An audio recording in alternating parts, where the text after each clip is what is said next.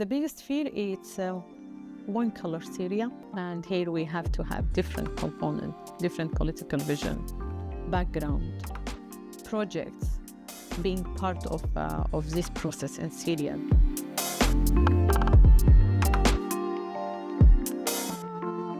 My name is Zozan Alloush. I am from Syria, and exactly from Northeast Syria. And my background is economic, and years since the revolution of Syria, I work as independent consultant with different organizations and institutions such as UN Women, Special Envoy Office to Syria.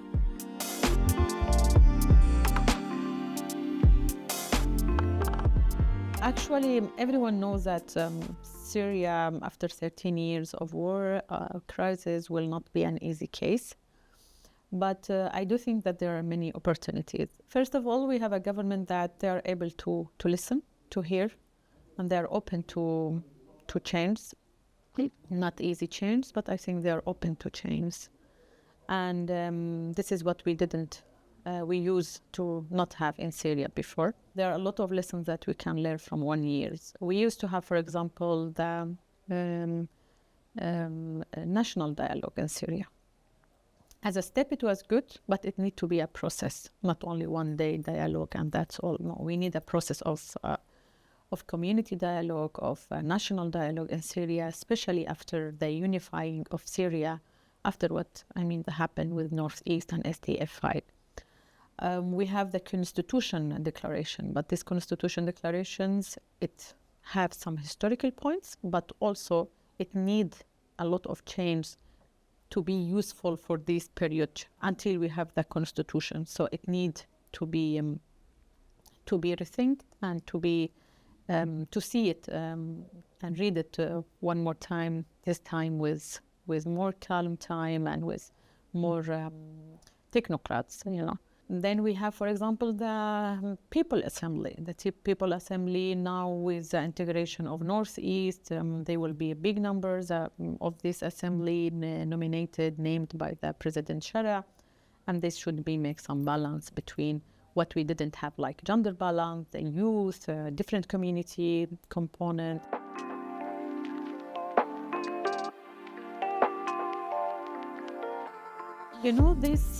This heavy hate speech against minority inside Syria, we never had it before. I'm from Syria, I'm from Kurdish community. I know other people. We never had that big hate speech in Syria.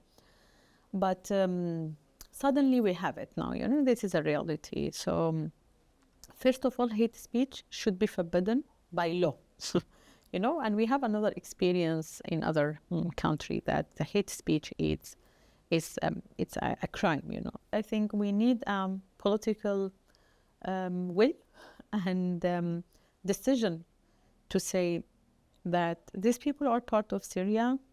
Syria is not only a Sunni community or Arab community country, and these people are part of Syria, so they have the right to have different opinion and different stuff.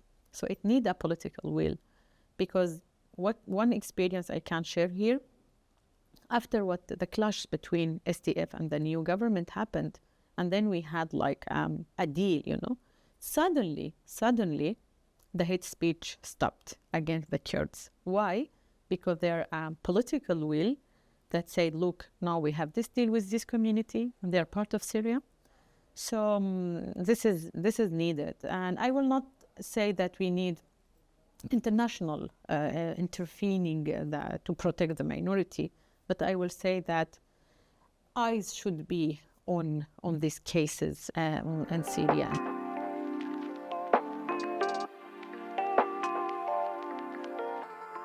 We used to have it, but it wasn't in partnership with violence, Maybe Kurds doesn't like Arabs. We don't marry each other. Christian doesn't marry the Muslim. This is a reality, but it wasn't a violence against each other. So my neighbor is Sunni, other neighbor is Alawi, other neighbor is Christian. We respect each other. Maybe we don't like each other.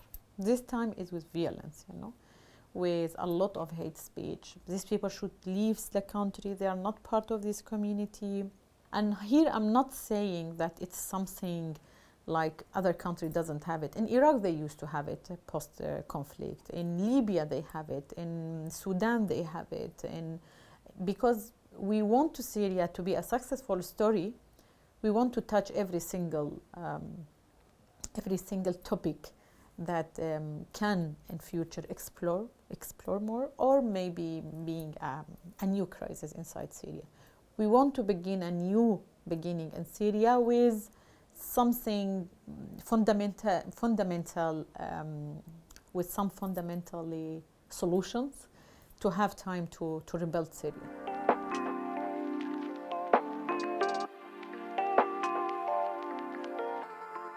First of all, in specific institution, we need technocrat.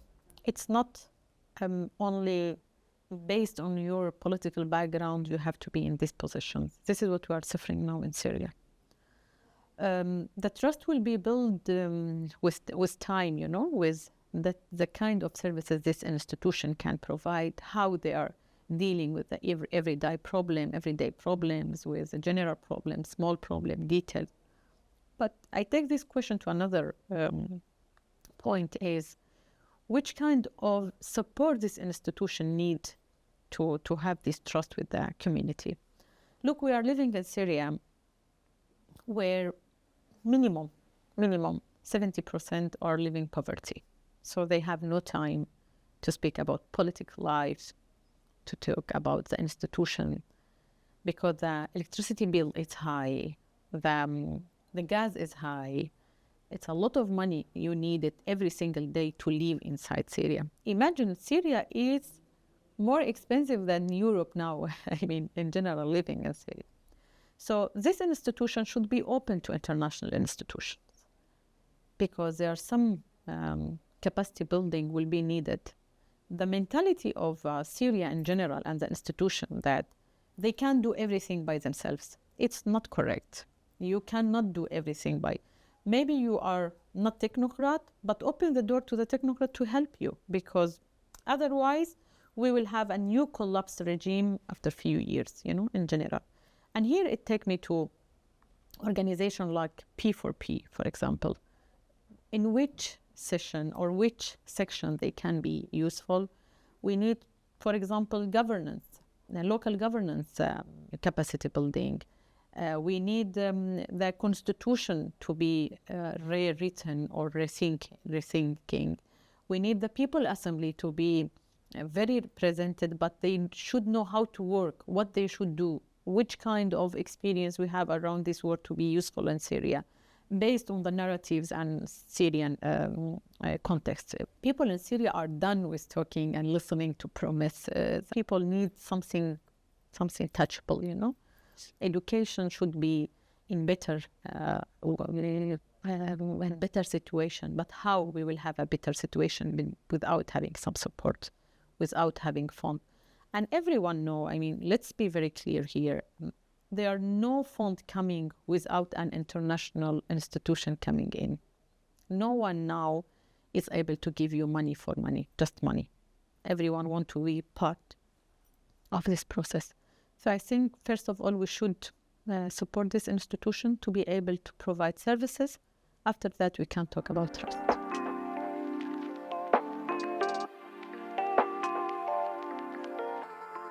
I think, yes, after 1 year, they begin to feel that support is needed and help is needed.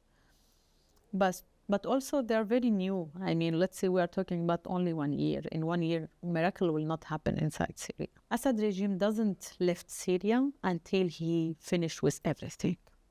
Human buildings, infrastructures, education, university, health sector, gas sector, oil sector, every single sector you can imagine, it's destroyed.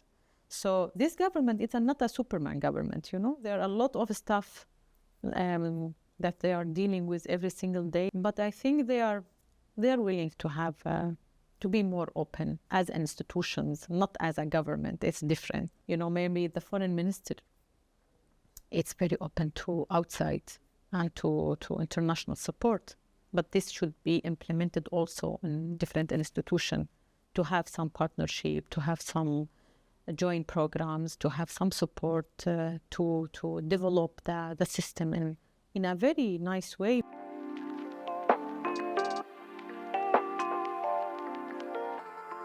In terms of money, now Syria know there are no money coming to Syria, after the war in Iran and others, and Gaza, there are no money. Before we had ambitions that we will have the support of the Gulf country, the Saudi, for example, the Qatari will come to invest and rebuild Syria and help on rebuilding Syria. Politically, I think here we have to be very clear. The way that the new government work to not be part of this regional war, it's respectable, And what's surprising you more, that when I was in Syria during this war, Syrians were happy because we were the must-save country in this region, There are no drones coming there, So people say, Syria for the first time is a must-save. So it will affect economically, it will affect politically, and mainly economically, I think, to be honest. People now is less hope. They have less hope. They have to find a different way to survive and to rebuild Syria.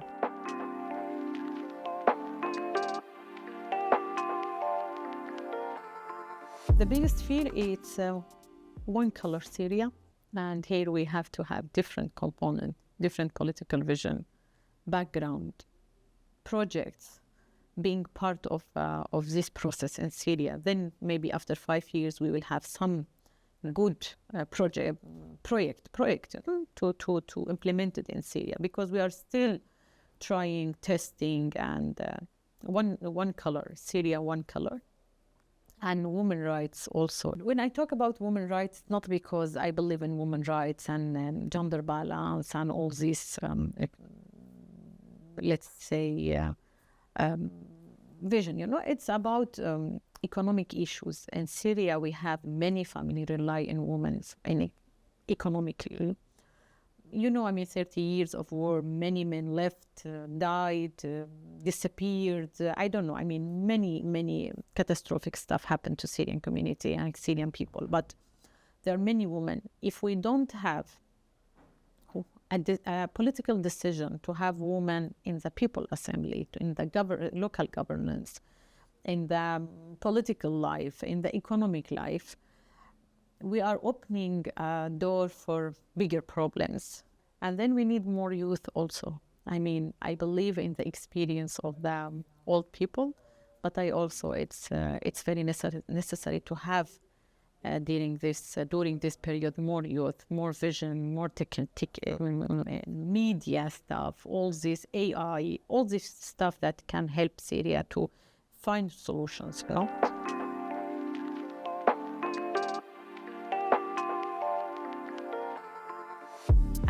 I do believe that all Syrians have been victims of this regime. Every single Syrian is the Sunni community, the Alawi, the Kurds, everyone, 47 years have been victim of this previous regime, But in some transitional period, the bigger number can just finish with a small number, This is about mathematics. It's nothing related to minority or non-minority. So I think that this government, one of this best point of this government should protect the minority in Syria and not make space for them to leave, because politically, economically, in social contracts, in international vision, imagine, in different ways, they will be needed in general. And they are also historically from Syria, and this also helps